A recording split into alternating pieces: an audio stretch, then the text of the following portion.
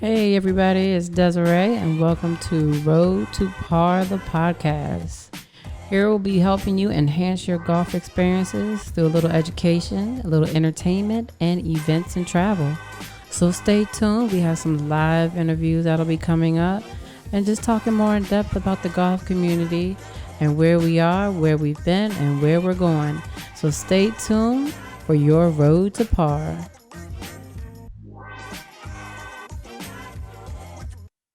Hey, everybody, welcome to Road to Par the Podcast. I'm your host, Desiree. And listen, I am super excited. I am joined by such an amazing woman, amazing spirit. It's Women's History Month, and this is like living history, people who are really breaking ground.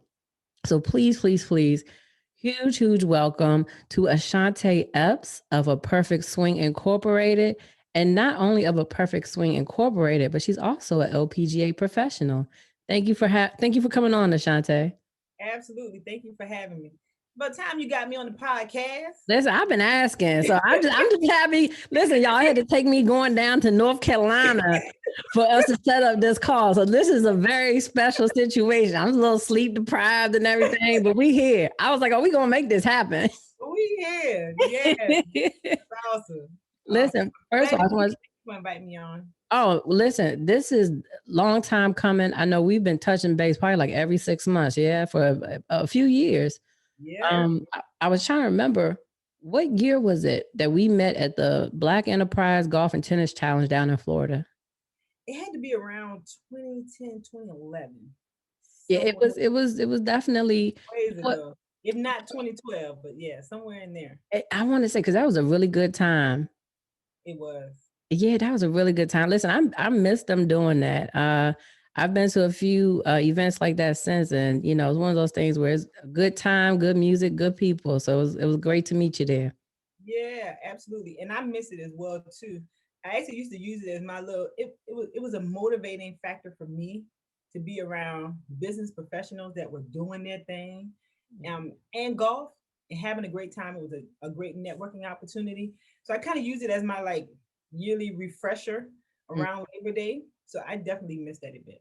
But listen, I mean, so it seems like you've like springboarded it, because thinking about golf and networking, I'm thinking about A Perfect Swing. Tell me a little bit about the organization. Sure, absolutely. So and actually being a part of that event really was one of the key deciding factors for me in terms of the thought process of what really could happen and can explode as it pertains to golf and in the arena. And so what's funny, when I really said I wanted to take up the game of golf seriously, I wanted to go get some national education. Like, if I'm gonna be the best, my mom always said, if you're gonna be the best, you gotta be around the best. And that's what I use in terms of organizations and schools and all of that good stuff. And so, as we all do, you go on the internet, say, okay, let's look up something. I want to go to a phenomenal golf workshop. And I found Black Enterprise Golf and Tennis Challenge. And that's the only way I found out that they existed. It wasn't from an advertisement or anything like that. I went looking for a national golf education that I felt would be enriching for me and my game. And that's how I found it. And I found what I was looking for there, the spirit of love and fellowship from fellow business professionals, understanding that, golf, one, is a process, meaning Yes, it is. Yes, it is. you have to put in the work and let the process work. But two, it is an opportunity for you to get to know people from all different backgrounds and in different areas. And as they say, shoot your shot. Get your 30-minute speech, get your business cards ready, and share it. And so that was something I really joined. And so when we look at A Perfect Swing, we are an organization really foundationally based on service to our youth and our communities, but we're business professionals. So under A Perfect Swing Inc., we have the A Perfect Swing Golf Association, which is managed by 11 board of directors, awesome, phenomenal people that are doing their thing in their individual golf industries. And then we have the Perfect Swing Foundation, which is our 501c3 nonprofit youth initiative to engage youth into the game of golf. So it really kind of just bottles all of those things up from a golf perspective. So yes, that is it. We're all about networking and getting everyone that's engaged to love and enjoy and utilize the game of golf. Listen, I really enjoyed. So for you guys then, we were out at, I believe, Red Bridge Golf Course, right? Yes. And so I took a little trip down to North Carolina, and Ashaunta and I had been talking, say, how can we, get around in? And because listen, golf is business, business is golf, right? That And is how else do you build these relationships but to get out on the course with somebody? So yes. we finally had a time to tee it up again because it's been those years, in between Black Enterprise. And Yeah. you had an amazing group out there, very diverse, very amazing personalities. And what I loved about it was you had not so much beginners, but you kind of had beginners, intermediate, and advanced, and everybody was playing together. And I thought that was awesome. Yeah, and that is, it falls into so many principles. One, being patient with beginners. So there are some that's out playing best ball because they're fresh off of some of the shorter public courses in the area. So they've gone through whether it's the education and the workshops, and they played the learning course, and they played the learning course from the reds all the way to the white and the yellow tees, and now they're ready to try to take their next step. And so that we ensure that they're comfortable, they get out and they can play best ball. But also the personalities that we have in our organization, the pedigree of the people that are a part of the Perfect Swing family, it is second to none. And I know, I may seem a little biased, but it is. And just like you said, those that are even advanced players and intermediate and beginners, everyone understands that not everyone play at the same level. But we focus on learning and understanding the rules and the etiquette. And when everyone is still on the same page for rules and etiquette, because that doesn't change anywhere, right? You Right. don't have to have the same golf physical skill to still enjoy a round of golf. So we put everybody on the same page education wise, and then they can go out and play, but understanding that there is still the love for the game that connects everyone. And I think that is the key that really holds our organization together.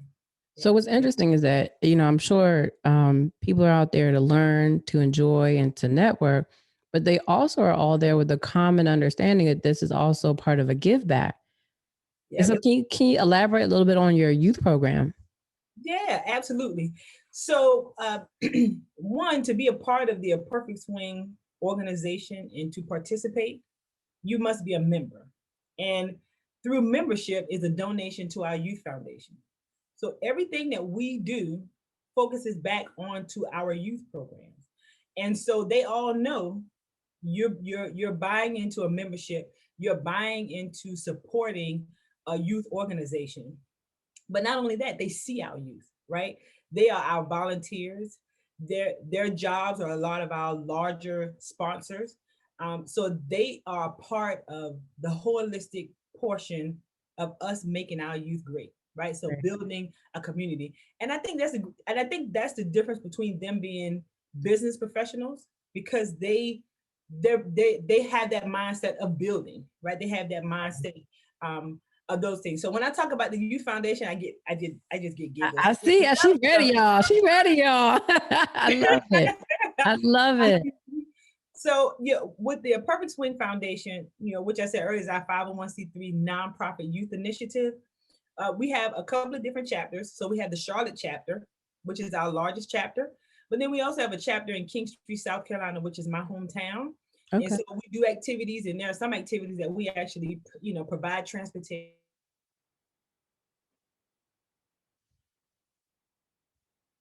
for them there, because golf, there's no why I didn't know about golf until I was in corporate America, right? But Right. that other part of giving back is that I'm going to ensure that every child in my hometown that I can touch bases with, they're going to know about golf before they leave high school, right? If I have anything to do with it. And Awesome. that's the whole premise of the Perfect Swing Foundation. And then we have a triad chapter where we have youth in the Raleigh-Durham, Uquay Arena area. And so everything is still about building, right? It is about building, growing. So for our organization from a youth perspective, we have a PGA Junior League. We were featured in PGA Magazine, I think December 2019, Wow. because of the size of our chapter. So Right. we actually don't have, we're not like at a golf facility, right? It's a Perfect Swing, is our organization. But we have a 50 plus youth PGA Junior League. Wow. I mean, that's large, That's right? huge. That is Yeah. huge. We have an LPGA USGA girls golf site. Uh, we have an event we did just prior to the pandemic hitting called the Backswing of Business. Okay. And the Backswing of Business is the Backswing of Business Golf and Networking event. And it was where we brought youth and adults together, but they were having workshops at different times. Okay. So at the first session, the youth would be on the range getting golf instruction. The adults would be sitting down getting a golf etiquette session. And then they would reverse, and the youth would come in and they would get a leadership lesson. We have on staff from our education committee, Dr. Catherine Moller, who's a department chair for a university. We have Teresa Wilson. She is a certified leadership coach, and they are designing activities for our youth because it's golf, but it's youth development through golf, right? Oh, that's awesome. Yeah. So Yep. everything from presentation skills, team building, all that good stuff. They do a lot of those different pieces. And then, and just the second part, then the adults go out and do a range session. Well, with the pandemic hitting, we couldn't do the Backswing of Business anymore. Golf is something everybody get to do now. Absolutely. Right? Absolutely. So we can still take them out, they can Right. still play in PGA Junior League, they can still get that piece. However, the most important piece from a human being perspective is them being able to get the leadership portion. Right. And so to get the leadership portion now, we began to have virtual conference calls. So last year, in the place of what they would have gotten for their leadership session in the Backswing of Business, we do a third, or we'll do it again this year, but we started doing a third Thursday video conference. So we had everything from, application programming manager, Roland Williams from Bank of America, or Wells Fargo. I gotta say both because if I say one wrong, he's gonna kill me. Kweku Nono, he did some programming for NASA, right around the launching of the space shuttle. Mm-hmm. We had LPGA Tour player Shasta Aberhart. Hey, Shasta. With the youth, they loved it. We had some STEM workshops from staff and facility members from Livingstone College. So we had Mackenzie Matt, come on and talk about her youth and collegiate golf career. So they had an opportunity to really just engage with a lot of different aspects. So, because we're still building them as human beings and individuals. And we're using golf as the networking tool, right? Listen. I'm about to say, okay. Listen, I love it. I'm just sitting here and I'm listening. I'm like, a perfect swing. This smells like the perfect organization for youth.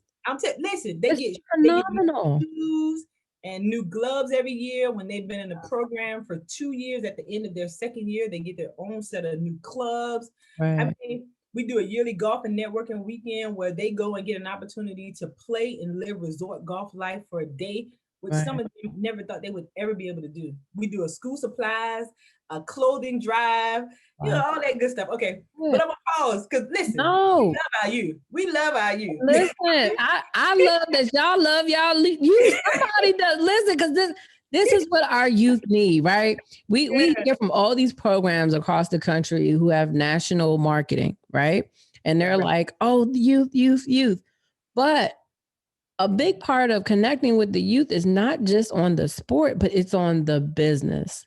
Yeah. And so when you can connect these kids with professionals who are out in the world and not just in golf business, but you've got the business world.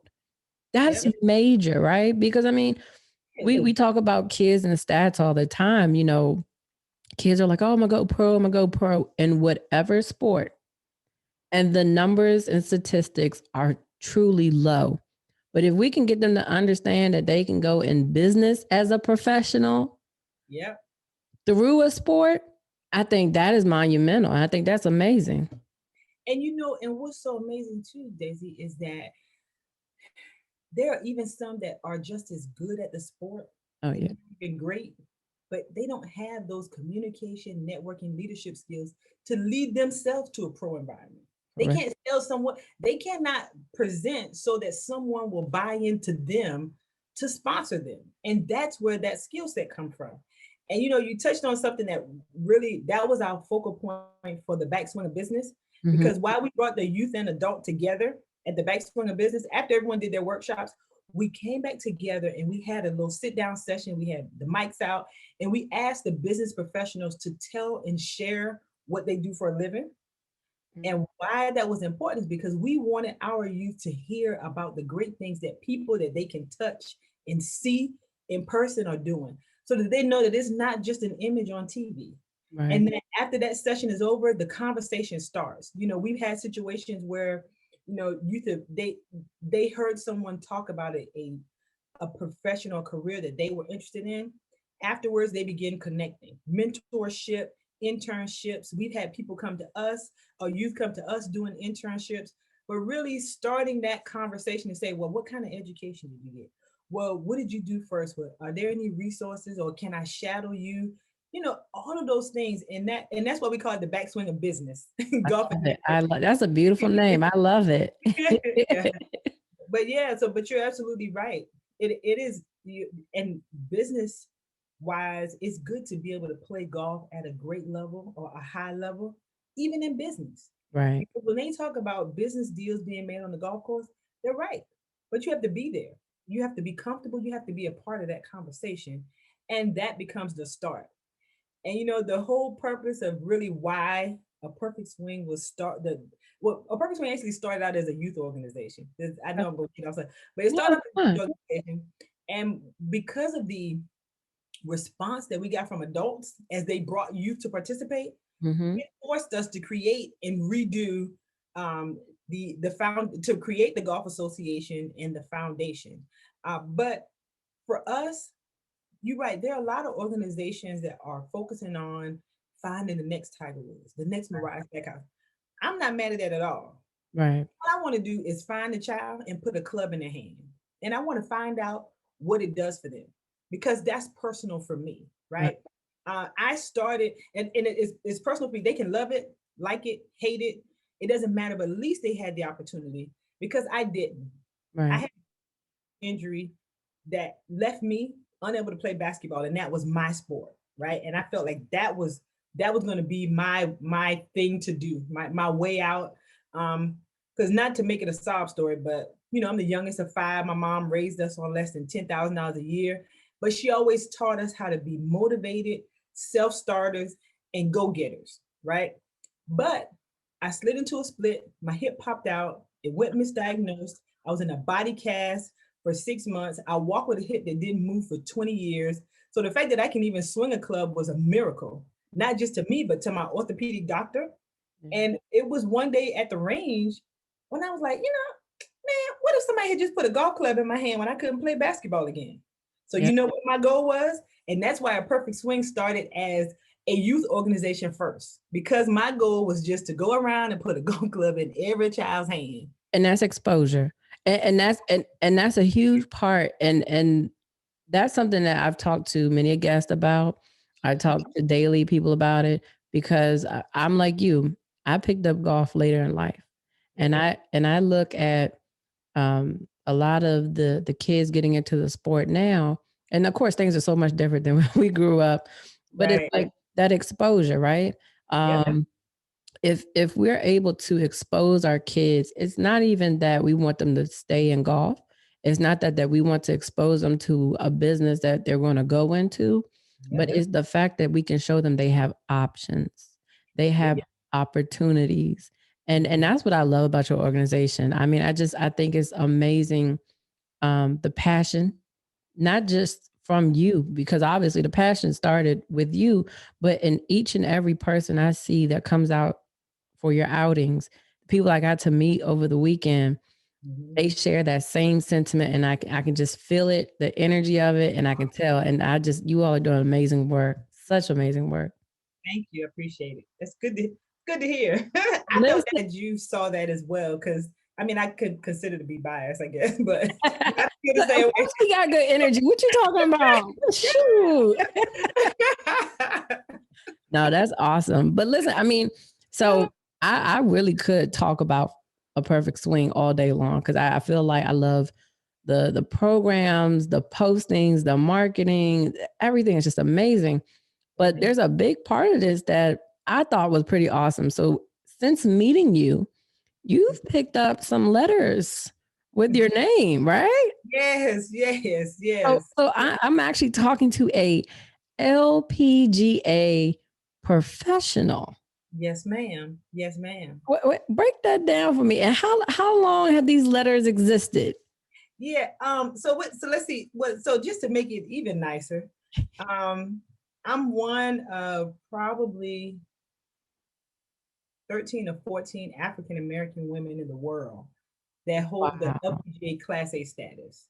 So that is very, very, very significant to me, because it's not something that was given to any of us, but we worked for it.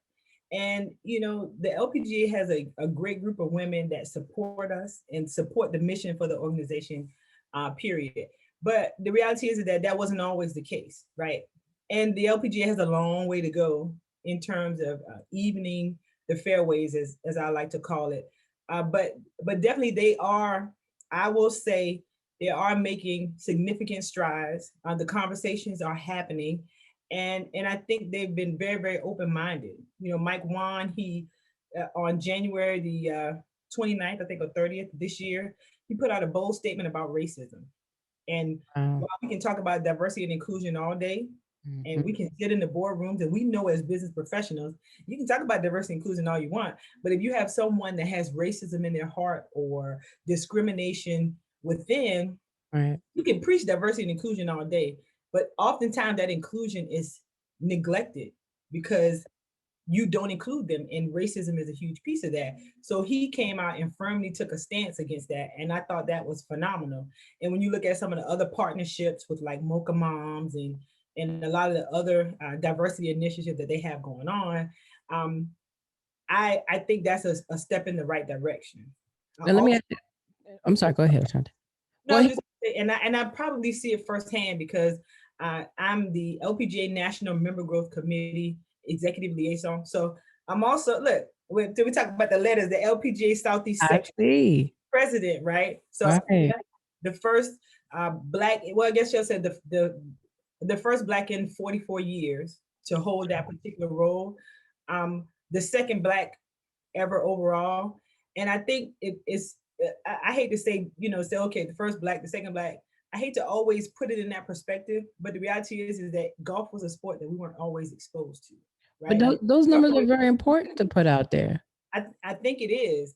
And when we talk about diversity and inclusion, it has to be intentional. And it's something that Marvel always says. Marvel, who is the LPGA's national president, she always said that I always say to her, I have to be that, that's it's all about being intentional. And I believe that we have to be intentional. Me as an organization, I have to be intentional about including everyone in our program, not just black, not just white, not just men, not just women. So on the other side, everyone else has to be intentional, right? You have to be Right. intentional about what you want to happen. Nothing happens happenstance, right? And everybody needs to be a part of the conversation. And Yeah. and I want to go back real quick because you said 14 or 15. Offhand, do you know a rough number of how many LPGA professionals there are currently out of that? Well, including that 14 or 15? Well, including that 14 or 15 LPGA professionals overall, I'm going to do a round number of maybe about 35. And actually, it may be almost close to 40 because the number is growing. It is grown at least by 10 this year alone, right? Wow. The LPGA has some very focused diversity initiatives because we have to be intentional, right? So they have some Right. initiatives Right. about being intentional about changing those numbers. That is a part of the scorecard now, right? Per se, and saying here are the things that we want to be intentional about. So of the 1,800 plus that we have, yeah, Right. there's probably only, I'll say, about 40. So Oh, wait. Hold on. I'm gonna back up real quick. 1,800 professionals yes, for the LPGA period. Yes. Okay. So I'm just trying to put in perspective for everybody listening. There are only 14 or 15 Class A African-American LPGA professionals. Yep. And not just Class A. So when you put them together, you have about 30 or 40. Yep. But that is only out of 1,800. Yeah, 1%, 2%. Wow. It's really, really, really low. Yeah. And that's what intentional has to be. Absolutely. Listen, I am a firm believer in intention. And I tell people all the time, when Road2Par hits on a road, that is intentional, right? When we hop on a podcast, when we do an event, whether it be networking based or entertainment based, the intention is A, get more people at the golf course, and B, expose more of the opportunities that exist in golf, because that's a big part of the road to par. The road to par is, it's a never ending round. That's life, right? So we can play this game up until we can no longer play. Yeah. And a big part of that is who we meet, where we play, and then of course our game. And all those factors are very intentional. And that's why I love being able to have conversations with someone like yourself, Ashaunta, because there's a whole lot of information that you've accumulated with a perfect swing, with LPGA, and then also being an African-American woman. We don't get to have this conversation all the time. And so I feel very blessed and thankful to be able to have you on today. And I really appreciate that. Oh, you're more than welcome. And you're absolutely right. We don't get to have this conversation a lot. And we do need to have this conversation more. And the more of these conversations we have, the more we impact the game, right?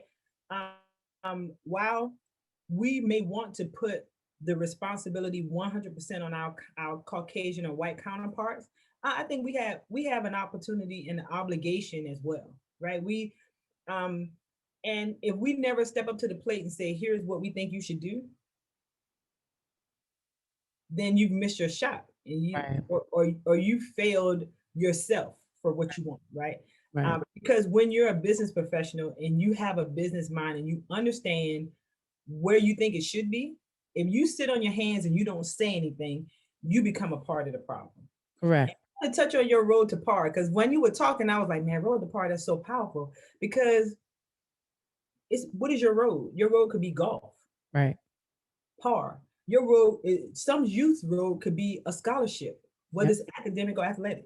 What are you going to do to get that? Right. But like with the LPGA, it could be their road to diversity. Right. And I think their handle is like Road to LPGA. So that's the tour. Yeah. So it's about what par is for you in your life. What is the job? Whatever it is. And so, and I think it probably resonated for me, because one of our models in A Perfect Swing is your swing is the perfect swing. I love that. Everybody has something different that they want. Yeah. Some women come out, their husbands played golf and they passed away, and they just want to get out and watch people play golf. They may play 2 holes, sit in the car and maybe drink wine the rest of the round. I love it. There you go. There are some women that may come out and they say, well, I just need to know how to drive the golf cart, or, where I need to stand or what I need to do while he's playing. Right. Parents come out, I want to go out and play with my child. What do I need to know? What do I need to do? Right. So your road to par, whatever par is how you pave it. And that's how I think we have to look at life. What is our road? Everybody's road is different. Yep. And par, what is success? What does success look like? And you have to map and pave that to get there, regardless of who you are. And you must be intentional about it. There it is. Listen, y'all, I'm about to get off this mic because she's about to take over Road to Par right now. Lord, you hit the nail on the head. No, but you know what? And intention is a big piece, right? Yeah. When I started Road to Par, it actually was a blog. And the blog, I learned like, hey, I'm learning this game and I'm getting all this information. I'm doing okay. Somebody else might be able to take this same information and do well as well. And so, and that's kind of how Road to Par, the company started. But, it's a big piece of the puzzle has been, how can we help the next person, whether it's the next generation, whether it's the next person. One of the things I know that I saw recently of yours is you were doing some clinics, I believe, for KPMG. Yes. So KPMG PGA golf clinics. So KPMG women's PGA golf clinics. Awesome. I do a series on YouTube for them. Oh, wow. And I was excited when they came to me, because we were initially talking about the initial conversation was around swing tips. And while I'm a golf professional, I can give you swing tips. Unfortunately, I'm not a firm believer in watching videos to learn what you do. Just swing. So let me get Tiger swing. Wait, I don't have the back power for that one. I'm about to blow out my back. Hold on. Wait a minute. Some people can, but I'm not a full firm believer in that.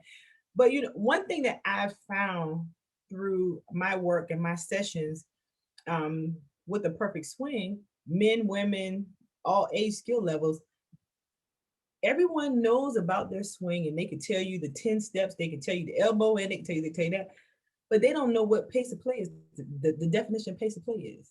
They're still saying, hey, I'm keeping up with the pace of play because I'm ahead of the people in front of me.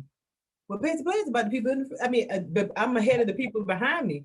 Well, pace of play is about the group in front of you. There it is. Basic, simplistic golf, right? Stepping in people's lines on the green, or talking, chit-chatting, right? Having a holly good time, right, while someone is getting ready to hit, or not being prepared when it's your turn to hit, so we can keep it moving, right? Still enjoying the game, but understanding some of the basic etiquette time, or understanding the scorecard, not understanding what the HCP means on the card, what the total, what the in, what the out is, what par, a lot of different pieces of information. The scorecard is your Bible as you go around the course. Sometimes you have to burn that up, though. Right. I don't think I kept one scorecard this weekend.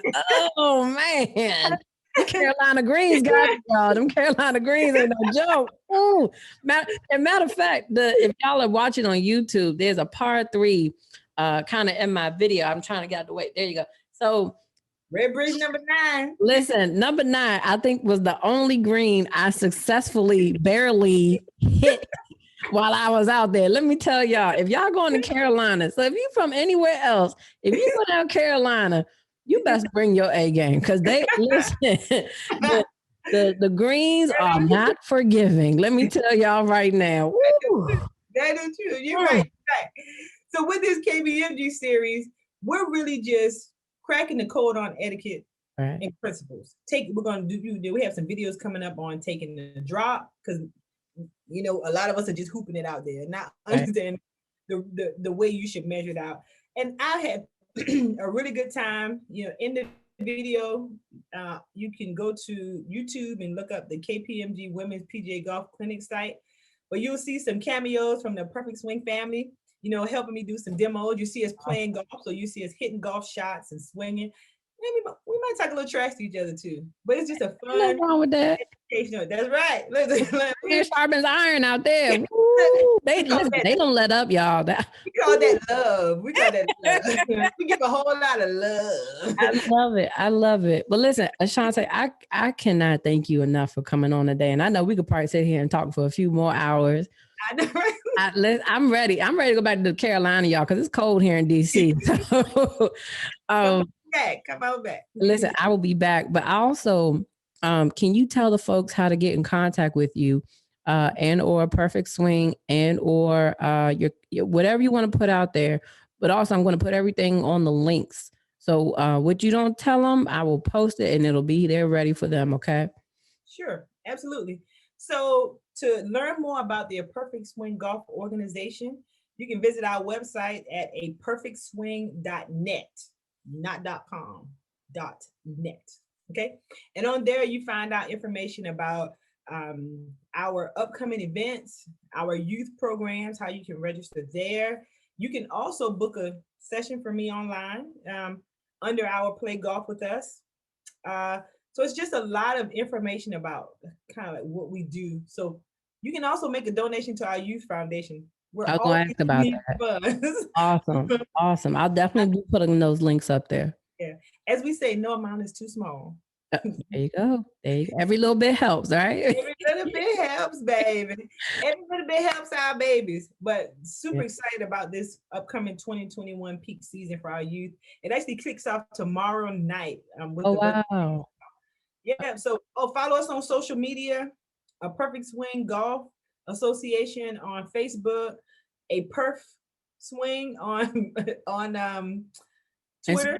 Twitter. All right. On Instagram, A Perfect Swing Golf. Listen, all these links will be posted, y'all. Would you say now? I said, and they can follow me there too. I'm on Instagram. I'm Ashaunta Golf Pro.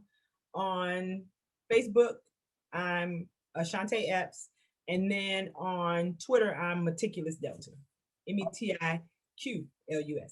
Oh Lord, she's a Delta, y'all. You better know it. Oh, the Divine Nine is in the house, y'all. Yes, ma'am. I love it. Most of my family are Deltas, so that's awesome.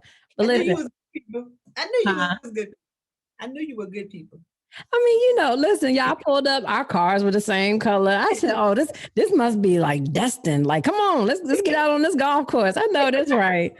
I'm serious. I'm going back to the Carolinas because let me tell y'all, that hospitality was no joke. I appreciate y'all. Well, listen, Ashaunta, thank you. We will be talking to you all again. I know I'll see you, and we just can't thank you enough for being on. Thank you again. You're more than welcome. Thank you for having me. I enjoyed it. Awesome. Thank you.